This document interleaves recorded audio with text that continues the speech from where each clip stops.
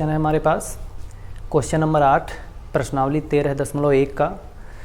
देखिए इस क्वेश्चन में कहा जा रहा है कि ऊंचाई 2.4 सेंटीमीटर तथा व्यास 1.4 सेंटीमीटर वाले एक बेलन में से इसी ऊंचाई तथा इसी व्यास वाला एक शंकुनुमा खोल काट लिया जा रहा है।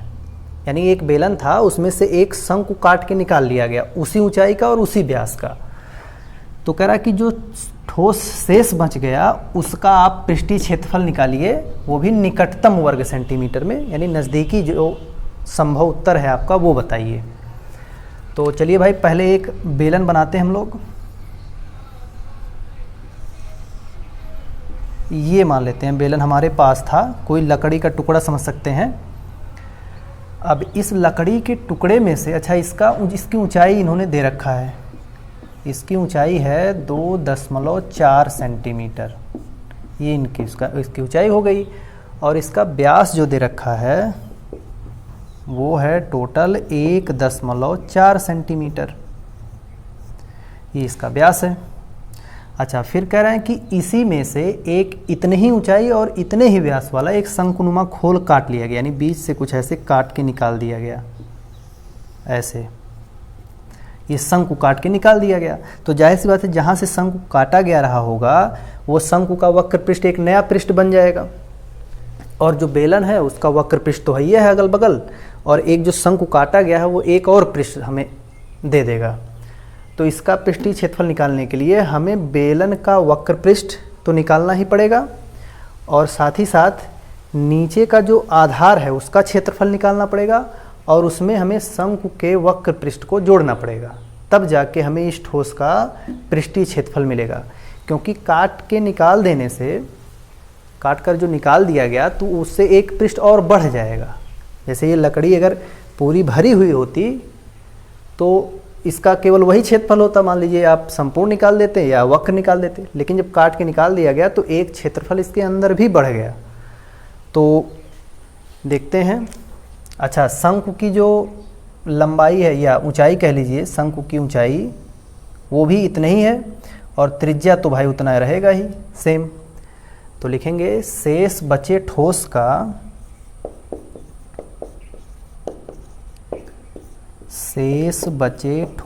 का पृष्ठीय क्षेत्रफल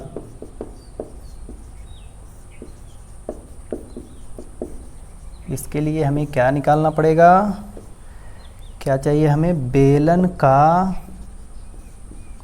वक्र पृष्ठ अगल बगल वाला हिस्सा प्लस उसके आधार का क्षेत्रफल। भाई नीचे तो काटना नहीं गया, नीचे का हिस्सा तो वैसे ही है,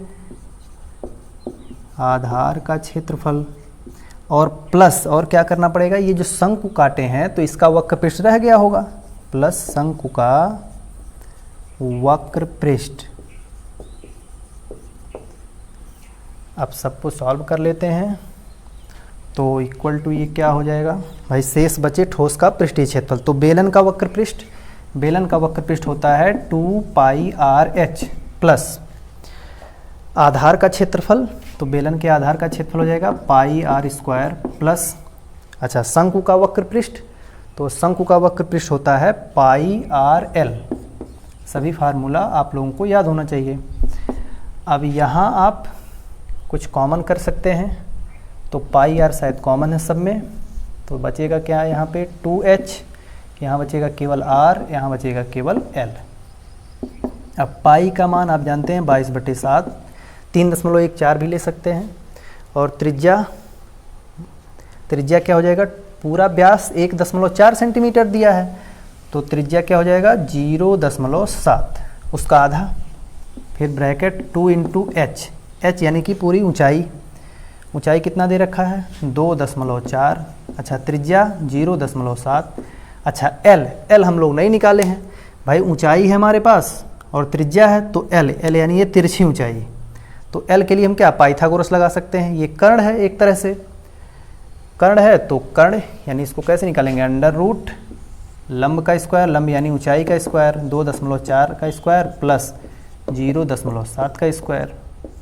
इसको सॉल्व कर लेंगे तो इतने सेंटीमीटर स्क्वायर आपको क्षेत्रफल मिलेगा। तो देखिए यहाँ कैंसिल कर सकते हैं, तो 0.1 हो जाएगा, गुणा कर देंगे तो 2.2 हो गया। ये यहाँ देखिए ये हो गया 4.8, ये हो गया 0.7 प्लस 2.4 का स्क्वायर, ये हो जाएगा 5.76 और ये हो जाएगा 0.49। दोनों को ऐड करेंगे तो 6.25। 6.25 का जब आप अंडर रूट वर्गमूल निकालेंगे तो वो आएगा 2.5। ये कैलकुलेशन आप रफ में कहीं कर सकते हैं, बाकी समझना ये आपको है। ये कैलकुलेशन तो आपको समय दिया जाएगा। तो इसको ऐड कर लीजिए, तो ये हो जाएगा 5.5 और 2.5 ऐड करेंगे तो 8 हो जाएगा। 8 का गुणा आप इसमें कराइए, 8 दूना 16 के 6 हासिल 1 दशमलव लगा देंगे, 8 दूना 16 1 17, यानी 17.6 सेंटीमीटर स्क्वायर इसका आंसर आएगा। ये जो ठोस बच गया है इसका पृष्ठीय क्षेत्रफल इतना आएगा। अच्छा, लेकिन इसमें कह रहा है कि निकटतम वर्ग सेंटीमीटर में बताइए। आंसर तो यही सही है, लेकिन निकटतम का अर्थ होता है कि और जो संभावित मान है नज़दीकी पूर्ण संख्या में कह लीजिए वो बताइए। तो ये 17.6 यानी लगभग ये 17.5 से भी ज़्यादा है। तो इसका हम लोग पॉसिबल मान, निकटतम मान क्या बता सकते हैं कि ये 18 वर्ग सेंटीमीटर का है। ये भी आंसर हो जाएगा।